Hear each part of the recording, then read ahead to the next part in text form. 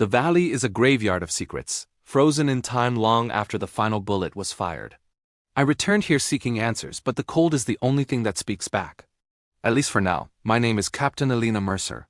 I was part of the unit that left this place behind. Or so I thought. The wind howls like a warning.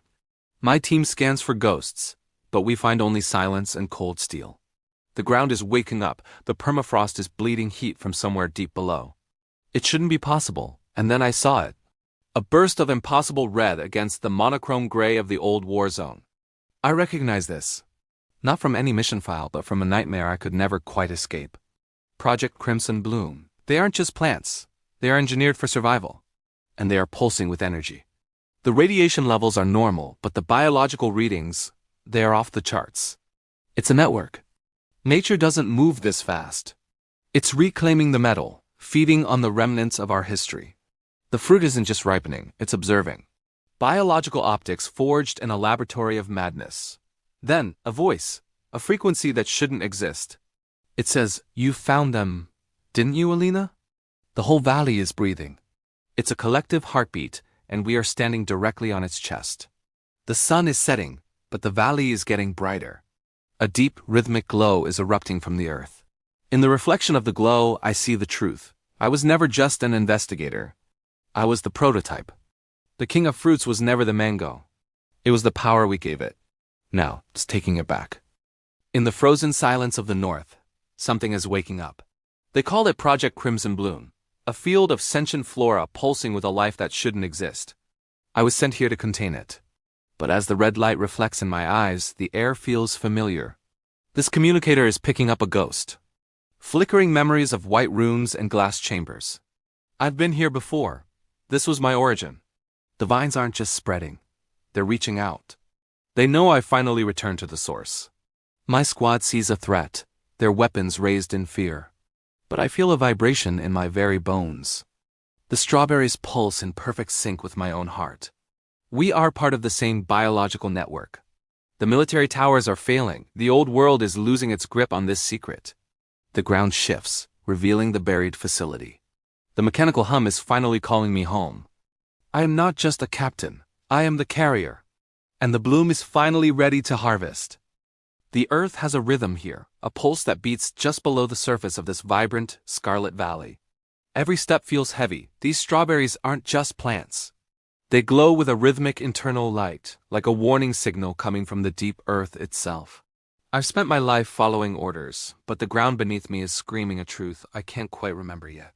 Suddenly, the vibration turns into a roar. A geometric line splits the valley floor, tearing through the roots and the fruit. Mechanical hums vibrate through my bones. Something ancient and metallic is waking up, rising from its grave of frost and dirt. It's a bunker, or a prison. The steel is etched with a name that makes my blood run cold. Project Crimson Bloom. My unit hesitates. They see the danger, the anomaly. But I see an open door to a past I didn't know I had. The vines outside aren't just growing.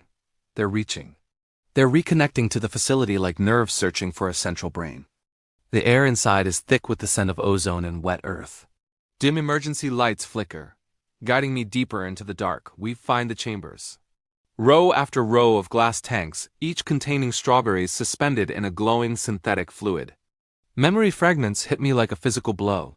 White lights. The sting of a needle. A sensation of fire turning into icy calm. This wasn't just a farm. It was a laboratory for something far more complex. A fusion of biology and technology. I enter the central chamber, the heart of the facility. The air here is cold enough to see my breath, yet it feels alive. The screens flicker to life as I approach. Genetic maps. Neural pathways. And a name that changes everything. Subject A01, Mercer, Alina. The words are a death sentence to the person I thought I was. I'm not the soldier. I am the experiment. I am the bridge between the sentient field outside and the mechanical heart of this bunker. The facility hums in recognition. Outside, the strawberry field stops its restless movement. Everything turns perfectly, terrifyingly still. The system powers up fully. A blue radiance fills the room, washing away the shadows. It knows I'm here. It's been waiting. A recording begins to play. It isn't a scientist's voice. It's mine. But it's younger, innocent, and filled with a strange hope. I finally understand my origin. The field, the bunker, and the soldier, we are all one system. And the system is finally whole. Subject A01 integration confirmed. The words aren't just data points. They are echoes of a destiny I didn't know I carried. The air in this chamber is thick with tension. I can hear the soldiers behind me, their breath hitched, their rifles heavy with doubt. The central unit awakens. It recognizes me. It has been waiting for its missing piece for a very long time. Outside, the chaos of the crimson bloom is finding its rhythm. What looked like wild growth was actually a blueprint waiting to be read. The system shifts. The blue light of the facility dies, replaced by a deep, pulsing crimson. The network is reaching out. The floor connects to my boots, the pulse moving through the metal and into my marrow. I am the hybrid carrier node. They call it a mutation. I call it a symphony. My hands are steady because I finally understand my purpose. The core reveals itself, a fused lattice of cold steel and living, breathing tissue. The bridge between two worlds. There at the center is the seed. A biological heartbeat encased in glass and light. It pulses with the rhythm of my own heart. Network synchronization pending. The system voice confirms what I've always felt. I am the key to the expansion. The soldiers see a weapon. The monitors above show a map of a new world. They are afraid of what they cannot control. Elena's voice is pleading in my ear, full of a fear I no longer share. I signal for silence. The time for talking is over. I am the control mechanism. I am the anchor for the crimson bloom, and the world is about to wake up. One touch to change everything. Final synchronization begins now. The silence here isn't empty, it's waiting. Beneath the surface, the crimson bloom system breathes without sound, its potential buried in the cold earth. Captain Alina Mercer feels the rhythm. The core seed pulses, casting a deep, rhythmic crimson glow that maps the determined lines of her face. Her team stands behind her, the weight of their weapons feeling heavy and obsolete. They are witnesses to a change they cannot fully comprehend. It's reaching for her. Organic strands of light stir within the seed, yearning for a host, for a mind to guide the bloom's expansion. Above them, the valley transforms. Every vine and every strawberry aligns into a shimmering neural network, mirroring the intelligence waking up below. The protocol was never about containment, Alina realizes. Her voice is steady as the mission shifts from tactical warfare to biological evolution. She takes a deliberate step forward.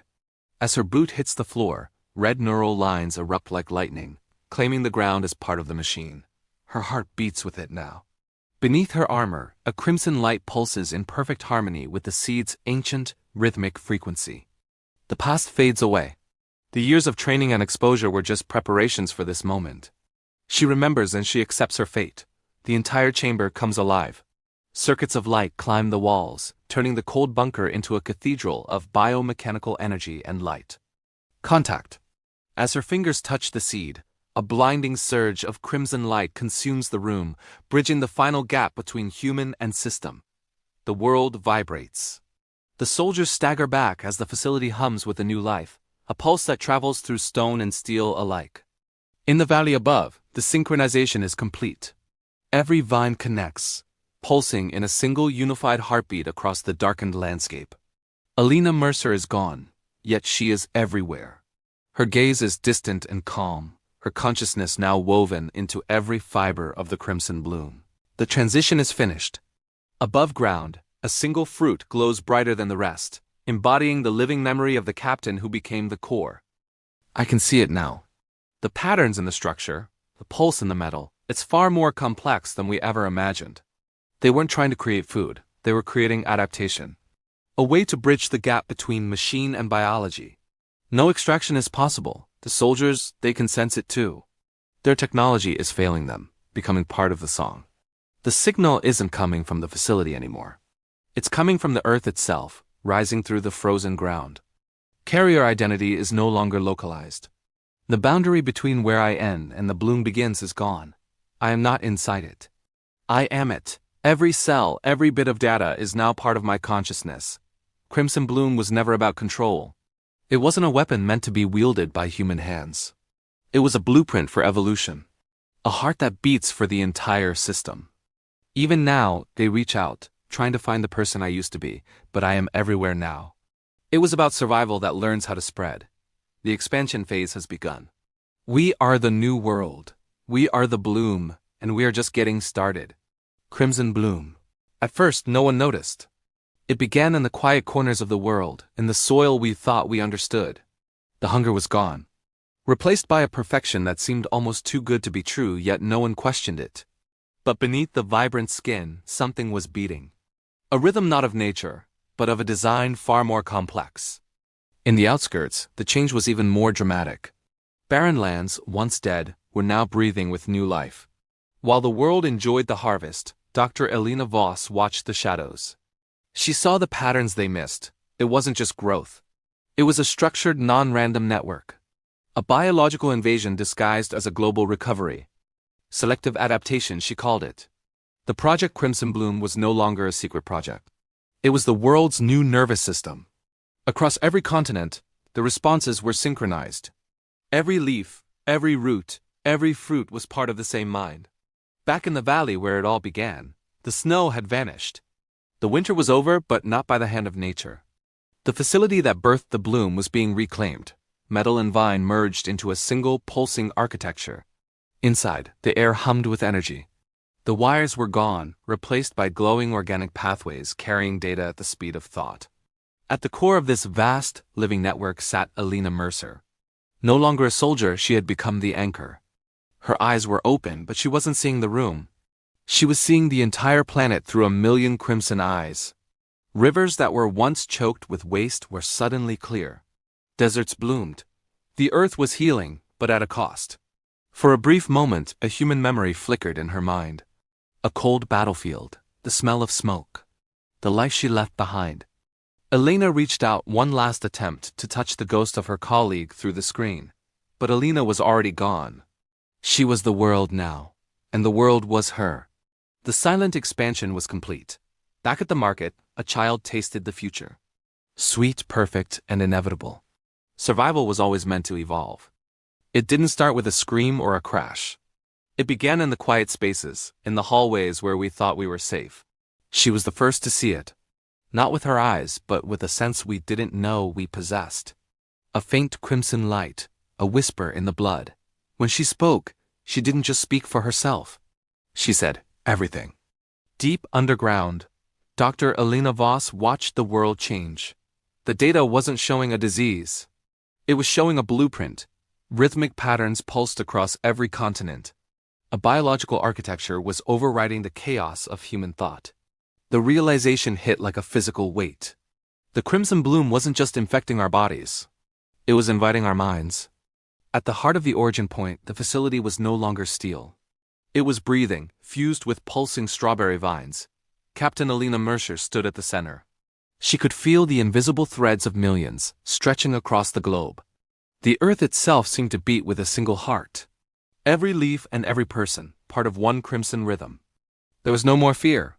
The young girl walked toward the light, her mind finally free from the noise of isolation. Even those who resisted felt the shift. A sudden clarity, a shared memory of a home we had forgotten.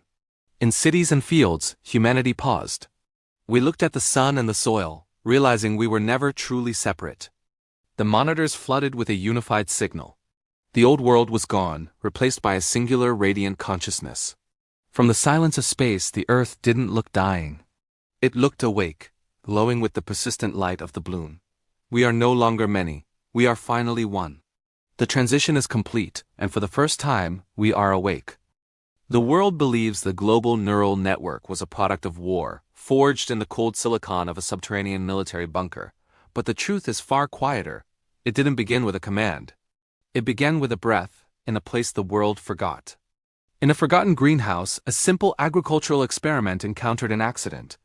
A fluke of biology that changed the course of history. The plants weren't just growing. They were learning. They were recognizing the presence of the humans who tended to them. Decades later, Elena Mercer hunts for the ghost in the machine, searching for the moment the network first woke up. She peels back the layers of encrypted history, diving past the firewalls of the present into the organic memories of the past. At the same time, Elena Voss watches the modern pulse. She is beginning to realize the system was never meant for control. It was never engineered, it simply grew. It learned to feel the heartbeat of the planet and everyone on it. Across the continents, the synchronization began.